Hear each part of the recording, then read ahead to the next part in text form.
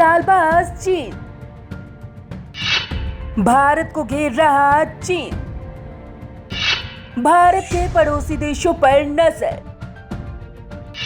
कर्ज देकर बनाया दबाव। भारत चीन विवाद बढ़ता ही जा रहा है। ऐसे में कई तरह के कयास भी लगाए जा रहे हैं। वहीं सोच इस ओर भी जा रही है कि भारत जिन देशों के साथ सरहद साझी करता है, कहीं वे देश चीन के दबाव में ना आ जाएं, क्योंकि चीन की हमेशा से ही एक कूटनीतिक नीति रही है कि वो छोटे देशों को कर्ज देकर अपना गुलाम बना लेता है, फिर उन्हें अपने इशारों पर नचाता है। और इन देशों में भारत के तकरीबन सारे पड़ोसी देश आते हैं। चीन पर निर्भर पाकिस्तान। अगर चीन के कर्जाई देशों की बात करें तो इसमें सबसे पहला नाम पाकिस्तान का ही आ रहा है, क्योंकि भारत चीन विवाद में भी पाकिस्तान ही सबसे पहले बीच में कूदा है। और इसकी वजह सिर्फ यही नहीं कि पाकिस्तान के भारत के साथ संबंध खराब है, बल्कि पाकिस्तान आर्थिक तौर पर पूरी तरह से चीन पर निर्भर है। और चीन पाकिस्तान इकोनॉमिक कॉरिडोर चाइना का अहम प्रोजेक्ट है। ये पाकिस्तान के गवादर बंदरगाह से समुद्र के रास्ते चीन के झिंगिया तक पहुंचने की एक बड़ी परियोजना है। इस योजना के तहत चीन पाकिस्तान को 42 अरब डॉलर यानी कि 3.45 लाख करोड़ रुपए देगा। इसकी ब्याज दर 7% है। चीन पाकिस्तान के गवादर पोर्ट के पास नौसेना का बेस बनाना चाहता है। अब इतने बड़े कर्ज में पाकिस्तान डूबा है तो लाजमी है कि पाकिस्तान भाषा भी चीन की ही बोलेगा और उसका साथ देगा। चीन के दबाव में नेपाल।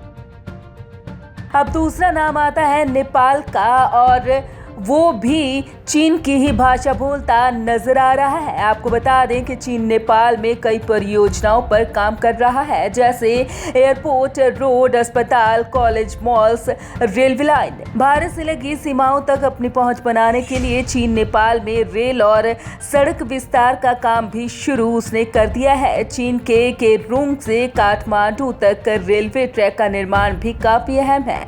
इतना ही नहीं, चीन ने साल 2017 में नेपाल के साथ अपनी वन बेल्ट वन रोड परियोजना पर समझौता किया था। चीन ने नेपाल में रसुवा में पनबिजली प्रोजेक्ट शुरू किया। ये तिब्बत से 32 किलोमीटर दूर है। इसमें चीन ने 950 करोड़ रुपए लगाए। इसी का नतीजा है कि नेपाल अब चीन की भाषा बोलने लगा है और हाल ही में अपनी कैबिनेट से नया नक्शा पास किया, जिसमें भारत के हिस्से को भी दिखाया गया।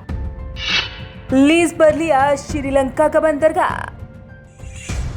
अब बात करते हैं श्रीलंका की, जो अब पूरी तरह से चीन के अधीन है। आपको बता दें कि मैत्रीपाल सिरिसेना की सरकार पर भारत का असर था। भारत के दबाव में सिरिसेना सरकार ने चीन को दिए गए कुछ अधिकारों को वापस ले लिया था, लेकिन महिंदा राजपक्षे की सरकार में श्रीलंका ने चीन से हम्बनतोटा बंदरगाह, एयरपोर्ट, कोल पावर प्लांट, सड़क निर्माण में 36,480 करोड़ रुपए का कर्ज लिया था।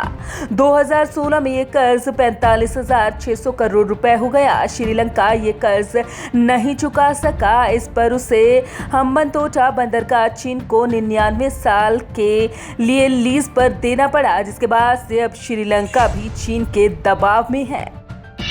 म्यांमार पर चीन के कर्ज का बोझ।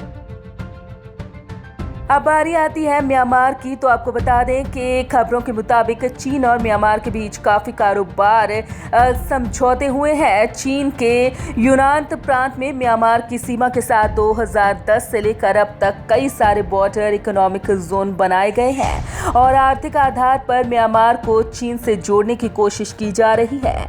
म्यांमार में वन बेल्ट वन रोड से जोड़ने के साथ ऑयल एंड गैस पाइपलाइन बिछाने का काम भी चीन कर रहा है। कुल मिलाकर कहा जा सकता है कि चीन ने म्यांमार पर कर्ज का बोझ डालकर अपना दबदबा पूरी तरह से स्थापित कर लिया।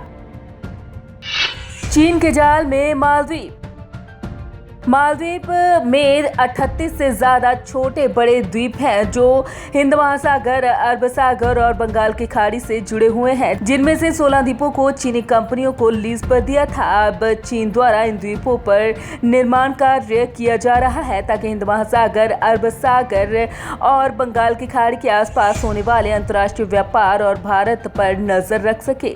और इससे ये भी साफ है कि चीन का मालदीव पर भी दबदबा है, जिससे भारत को नुकसान हो सकता है। बांग्लादेश को भड़का रहा चीन। अब बात करते हैं बांग्लादेश की, जहां भारत विरोधी ताकतें मजबूत हैं। ऐसे लोग समय समय पर चीन और पाकिस्तान को उकसाते हैं। बांग्लादेश पर 33 अरब डॉलर का कर्ज होने का अनुमान है। ऐसे में वो भी चीन की ओर झुक गया है। चीन वहां बेल्ट एंड रोड प्रोजेक्ट में 2,99,000 करोड़ रुपए का निवेश कर रहा है। वो बांग्लादेश के 3 बंदरगाहों का मॉडर्नाइजेशन भी करेगा। बांग्लादेश के 2 छोरों को जोड़ने वाली पद्मा नदी पर 6.5 किलोमीटर लंबा पुल बनाने के लिए चीन काम कर रहा है। ऐसे में ये माना जा रहा है कि भारत के इस पड़ोसी मुल्क को भी चीन ने अपनी ओर झुका लिया है। Bureau report, Punjab Kesari group.